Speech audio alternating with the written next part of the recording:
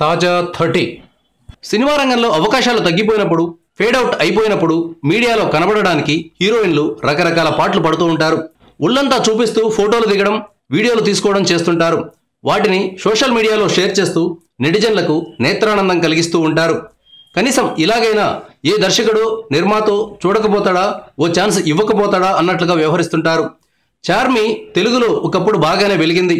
కానీ బరువు పెరగడం వల్ల కావచ్చు, మరో కారణం వల్ల కావచ్చు, సినిమా ఛాన్సులు కోల్పోయింది. ఈ పరిస్థితుల్లో దర్శకుడు పూరి జగన్నాథ్కు సినిమా హీరోయిన్లను ఎంపిక చేసే పని చేస్తోంది. ఇందుకోసం పూరి, చార్మి కలిసి ఒక సంస్థను కూడా ఏర్పాటు చేశారు. అంటే చార్మి బిజినెస్లోకి దిగిందన్నమాట. ఇలాంటి చార్మి పొట్టి డ్రెస్ వేసుకుని గురుద్వారకు వెళ్ళింది. కేవలం గౌన్ మాత్రమే వేసుకుని పవిత్రమైన స్థలంలోకి వెళ్లడమే కాకుండా ఆ గౌన్తో తీసుకున్న ఫోటోను సోషల్ మీడియాలో షేర్ చేసింది. మోకాళ్ల దాకా మాత్రమే ఉండే ఈ గౌన్ వేసుకుని గురుద్వారాలో ఆశీస్సులు తీసుకుంటోంది. కాళ్ళు మొత్తం కనబడేలా ఫోటో దిగింది. ఇలాంటి ఫోటోను పబ్లిక్లో పెట్టడం సరైన పద్ధతి కాదు. పవిత్ర స్థలాలకు ఉండే గౌరవాన్ని తగ్గించడం ద్వారా చార్మి సాధించేదేమిటో.